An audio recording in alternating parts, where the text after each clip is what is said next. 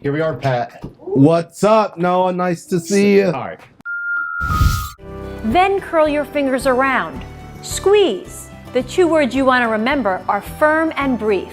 So I've known you now for officially 1 hour. I got here at 11 o'clock. Nice. Cool. And you are You as physically known me. You for are as described. By who? So I'm here with Pat of Florescio Films. Yes, sir. Yes, sir. Yes, sir. How long have you been doing wedding videos? So this is gonna be, I think, about 15 years for me now. 15 years. Yeah, I think I started 2009-ish. Something like that, 9-ish, 2010-ish, something like that. Okay. Yeah, this was right before the DSLR revolution. You know, I didn't even like think about going into it. I think I did like a couple weddings just to do it. Yeah. And then when the 5D Mark II came out, I did a couple weddings, and it was like, okay, everyone saw it and they're like, hey, that looks awesome. And then kind of just did a couple more just to do them. I think I did them for like $100 or something like that. Yeah. Whoa. And then people kept calling me.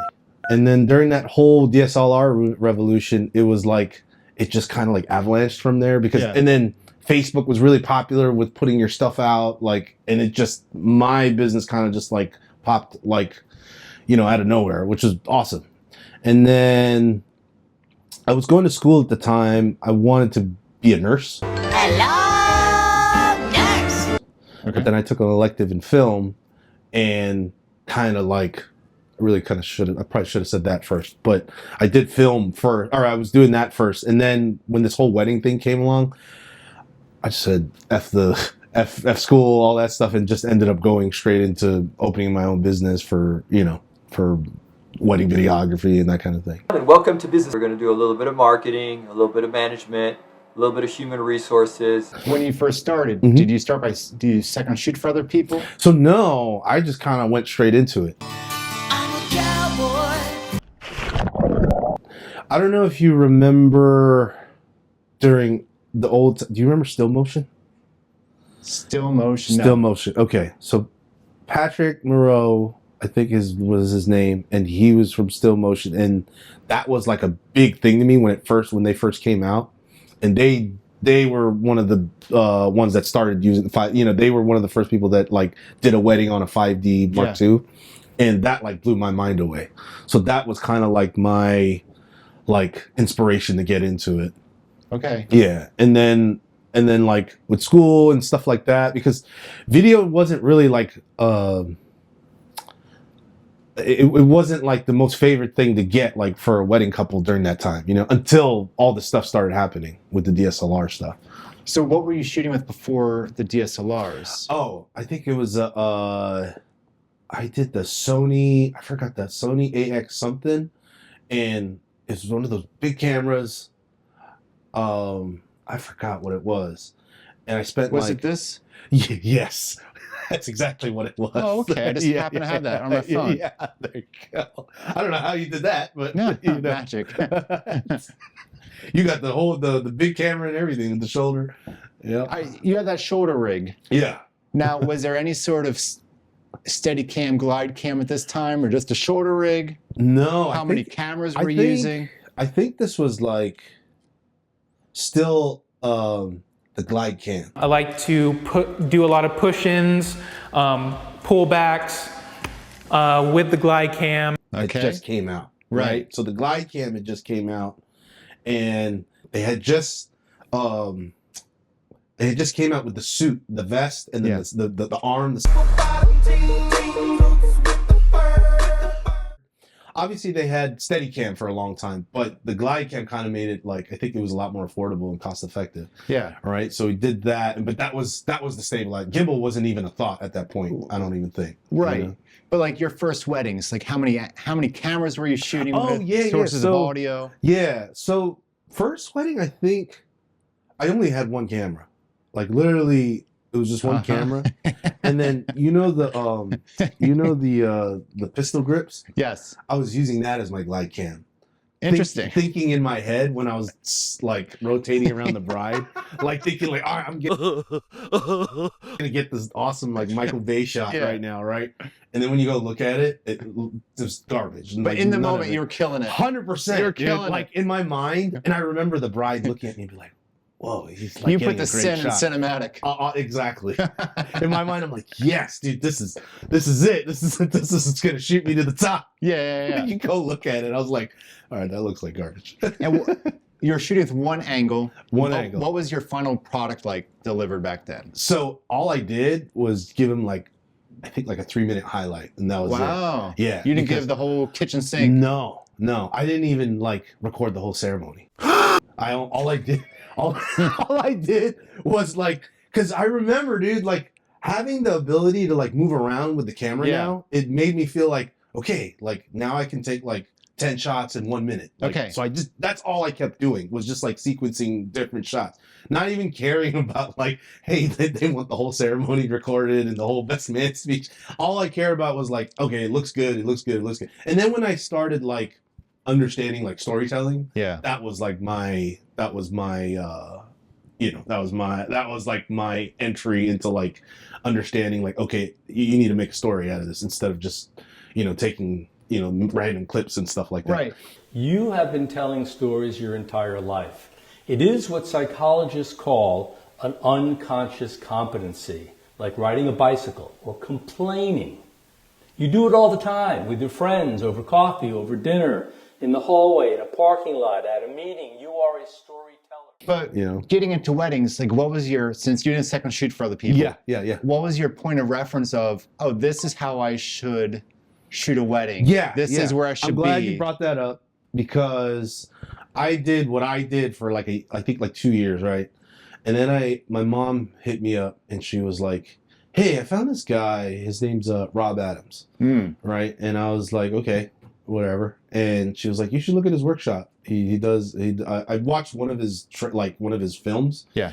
And I was like, oh shit, that looks awesome, right? It felt like a movie, like when I watched it. And I signed up for the workshop. Yeah. And there I learned a lot of my fundamentals in terms of like how many cameras I should use as a single shooter, how to like where to put a second shooter. A lot of my foundation, like I don't want to say foundation because I don't want to give him too much credit, you know what I mean? But what I do want to say is like he definitely showed like, okay, this is one way to set up the cameras, like, when you're trying to get a certain shot of like, over the shoulder or 3 cam, 2 cam. And that's where I kind of got my fundamentals in terms of like understanding where to be at certain times. Because previously before that, I kind of just shot everything. Yeah. I wasn't even shooting the whole ceremony. Like it didn't occur to me that like, okay, maybe you could put like sound bites in the thing, just make it look, but then people were paying for it. You know what I mean? So it was like, but then when I got into that like storytelling with dialogue, that's where I learned a lot. In that workshop is where I kind of learned the fundamentals of all that stuff. I remember watching one of his videos, and the only takeaway I have all these years later is something about, I forget what phrase he used, about ambient audio, the wall. The walla. Yeah. The walla. Yeah, I don't know why that still sticks out to me. Yeah. Because I think he's the only one that uses that. You know what I mean? Okay. Yeah.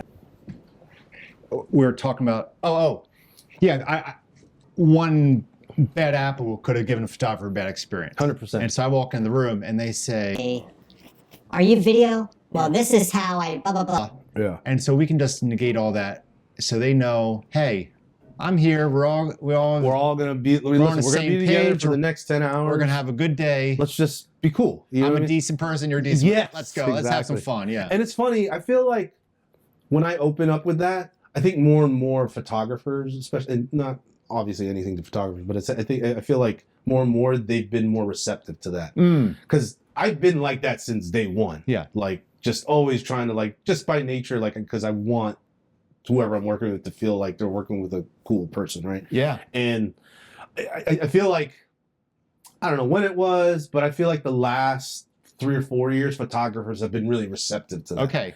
Because I think before, maybe even pre-pandemic, you could walk into a wedding like that and then you'll run into a diva. I'm still always going to be a diva in certain ways. Yeah. Right? Or someone that just doesn't work well with others, right? And then it'll just be this this fucking like big block of tension. I always hated that. That rubs off on everyone else. Yeah. 100%. And then the worst thing is that transcends through our work. Yeah. You know what I mean? Instead of us feeling comfortable creatively, now we're worried about like, oh, am I going to be in this guy's shot? Right. Is she going to say something to me? If I have that lingering feeling on my chest while I'm working, I don't feel like I'm giving my full self all day. You know what I mean? That's why like I'm big, and like I could tell that's the way you are because of the way like your vibe is and the way you said like I don't want anyone, you know, the whole threat thing. Right. Like you want to feel like comfortable with the people you're working with. You know what I mean? And it just I don't know. It always baffles me whenever we come across someone that doesn't have that. I mean, I don't need anyone to be bubbly and be my best friend. Yeah. But at least the respect part, you know what I mean? And just the courtesy of just like being able to like, hey, let's be together, even if we're not best friends by the end of the day. Like at least we work with each other, that kind of thing, and not feel that tension. Exactly. You know what I mean? And I think anybody that's watching this that's in our industry knows what that feels like. You know what I mean?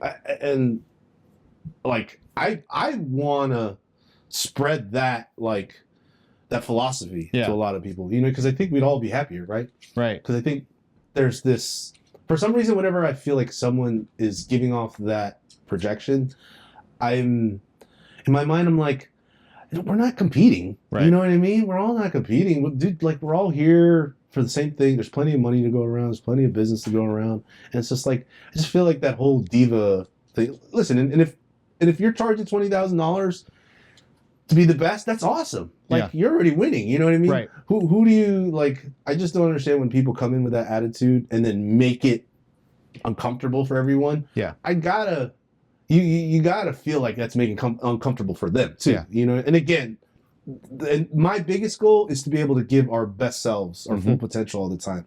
And to me, when I feel like I'm part of the family, or when I feel like one of your best friends, you're gonna get my full like vibe. You know what I mean? You're gonna get my full 100% like, oh, let's have fun. Let's do it like this. Let's do it like now. You can get the shots you want. Yeah. Now you can get closer to them. Yeah. Physically. You know what I mean? If you need that type of shot. And now, if the photographer's there, they're not worried about like, okay, is this guy being a jerk? No. Like you're on the same page now. You know what I mean?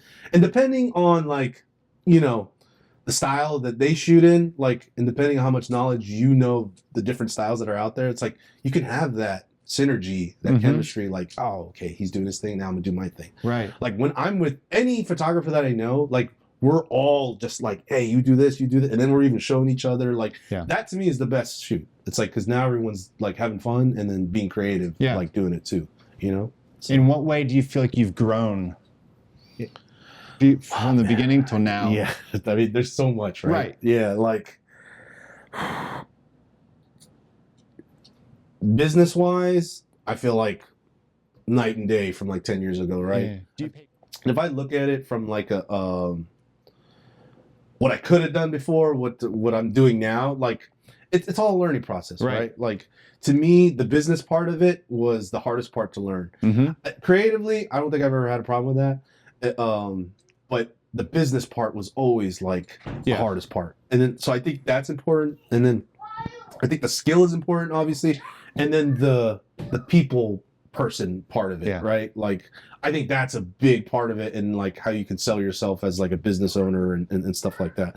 So those three married together, like those are the things that I think I got better at and better at and better at and better at. Because I'm not a business guy. I think a lot of us aren't, right? When in the creative space, like none of us are really business people, you know what I mean? But we got thrown in the fire wanting to do this and not understanding how business actually works. Yeah. You learn that by trial by fire. So. Now you have an X factor to your wedding videos.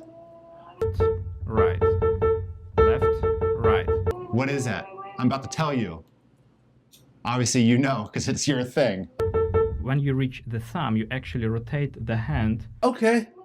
I'm interested. The thing that's unique about you and your wedding films. Quite quickly in order to return to the fourth finger. The music. Your music. personal scores. So let me be very specific with that, right? And it should feel a little bit like playing basketball when you have to throw the ball. That was supposed to be like a niche thing that I thought would catch fire. It just never did. I did it for a couple things, but the problem is people don't want to pay for it. Okay. That's the only, that was the only thing. And here's the thing, if I had like you know, a marketing guy that could do it for me, I would do it more often. But the fact, like, I was charging like almost like $5,000-6,000 just for the score. Yeah. And everyone would be like, no, hell no. I get the couple story. Okay. You know, and then, you know, I asked them, hey, you know, how did you feel on this day when you met her and we met him? And we kind of talk about that story, because everybody's love story has a common theme, which is they met, they fell in love, right? And then the biggest thing is trying to find the intricate details that got us to that point. So I kind of have that conversation with them, and they tell me details about their story. And then we kind of, you know, try to get to know each other in terms of like how they feel when they hear certain pieces of music, right? Yeah. And if they tell me, hey, I really love that romantic vibe, then that's the direction we go. Or we might have a couple that might say like, oh, we're fun. Like, we love to just drink and get crazy at the dance floor. And then that way, now that kind of pushes, or that signals me like, okay, for their music, we want something high energy or, you know, a high upbeat. But then it's funny because sometimes when we get the footage back, that's not what they're giving us. So then there's a little line that we have to go back and forth from sometimes, especially when the footage comes in, just to see the vibe of like what the actual story is. Because even though us as filmmakers go in saying, hey, I want to make this feel like this, right? The reality of it is that we're on a live event, right? That we have no control of. So if things happen differently, then that's, you know, we'll pivot on a dime to adjust to that. But I would say like 80-90% of the time when a couple says, hey, we're like this, we're like these type of people, or we like this type of music, or we like this type of vibe, about 89% they're good. But yeah. So when you're creating music score, are there certain chords or like sequences of chords that you know emote like a certain feeling? They're like, 100%. Oh, these are tips and tricks. Like these are like, oh, if I do this, it feels good musically. So all these suspended chords act like suspensions. Yeah, to a certain extent, right? When we're, you know, when I'm creating this, there's a formula in my head for this, right? So I typically, if you watch all my stuff, like I'm very in tune with like the drama, right? Like kind of dramatic. I try not to do it too much because I don't want to ever come off as cheesy, but I'm always going for the heartstrings, right? That's always my go-to. And there are like a set of chords, and then there are a set of like feelings that like I want to emote whenever I'm like creating this stuff. And depending on what, you know, what they're saying and stuff like that. Like I can license a song and it is, you feel like it's 3 minutes of this is the same, it's just repetition. You know, yeah. And it's like, all right, like not have to go to music bed or no, I mean, you can come to me and we can customize this damn for $6,000. Yeah, exactly. You got the money. Hey, hello. But like, you know, it's that's like the advantage of having someone that can do that. Like you could, you know, especially if the couple is really into music, right? Especially if they want that vibe and they want that feeling of like, oh, you know, when they watch this stuff, like they don't really need to know what goes into it, but when they watch it, they're sitting there like, why do I feel like this right now? Yeah. You know what I mean? So, but that's, you know, I do wish more people would be interested in it. Yeah. But I'm just not marketing it the right way. Okay. I kind of just left it up there because I don't know. But if I'm being super honest between me and you, I've had maybe once or twice a year someone say, hey, how does that work? And I'll explain it to them. Right. And then it's a lot of work for them too. Right. You know what I mean? So especially with how things are so fast now. Yeah. I feel like, you know, is someone gonna rather pay $60 to license a song or pay someone $6,000 to customize it? You know what I mean? I know there's a market out there for people like that. I just haven't putting the effort into trying to figure that part out yet. So. Do you currently offer wedding photography or just video? I do offer photography. Yeah. And it's weird because it's not even on my site.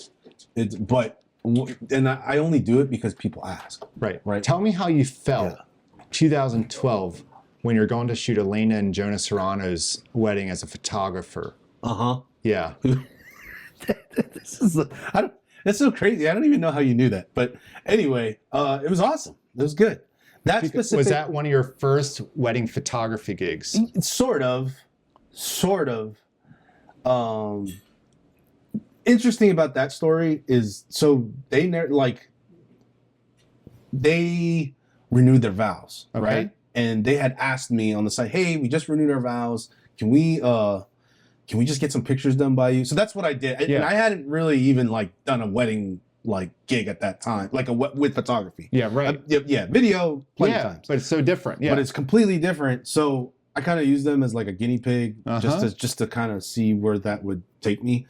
It was a lot of fun. It was really awesome. You should list that as a package on your website, the guinea pig package. The guinea pig. Oh, it's only let's say $1,000. Yeah. But you're willing, or the couple's willing to let you experiment and creatively do whatever you want. Yeah.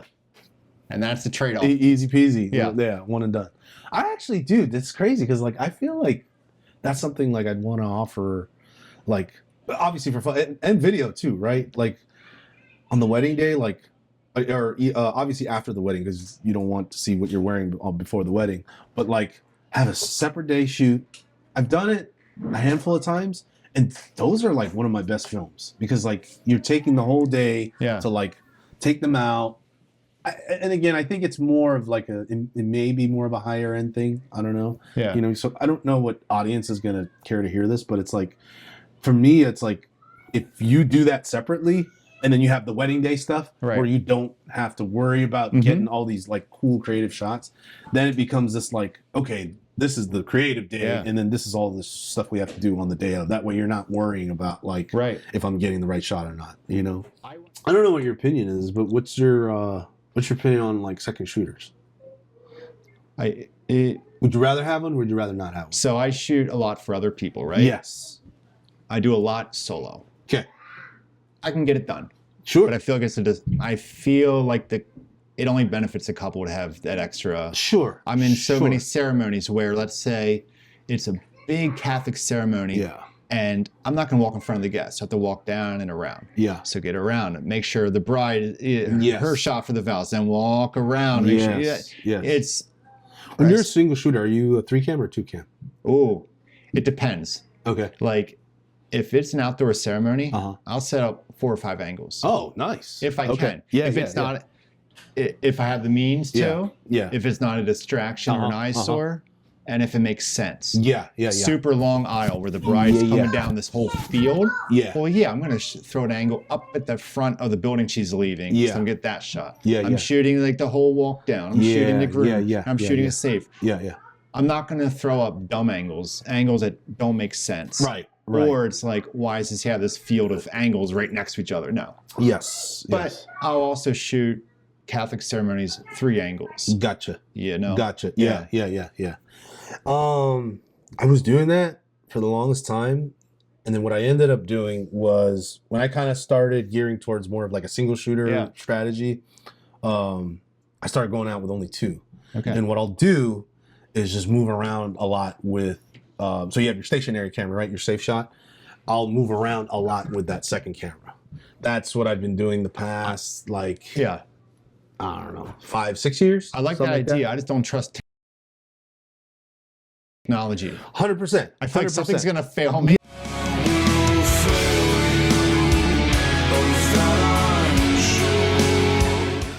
Yeah. No, and you're valid in that. Or someone, or the uncle's going to stand up. 100%. Oh, there we go. 100%. Or the content creator is going to go, or it could be 100%. anybody. What do you have for new shooters? New shooters? Yeah. Just keep shooting. Just keep shooting. Yeah. The more you shoot, the more experience you're going to have, and the more experience you have, the more you can learn from those experiences. That's just my biggest thing. Okay. The number one thing I do when a new person comes on board, I throw them in the fire. Once you do that, you can kind of see where their weaknesses and their strengths are, and then you kind of fine tune from there. Yeah. But my biggest thing, shoot as much as you can. I don't care if you're shooting dust particles on here or stars in the sky. Yeah. Shoot. Just shoot. Pat, you're the man. You're Thank the you so man, much bro. for chatting, Dude, man. man, thanks for coming, man. I really appreciate it. Yeah. I'm sorry it's like it didn't last as long as I Can you not was say wanting to. sorry? Yeah.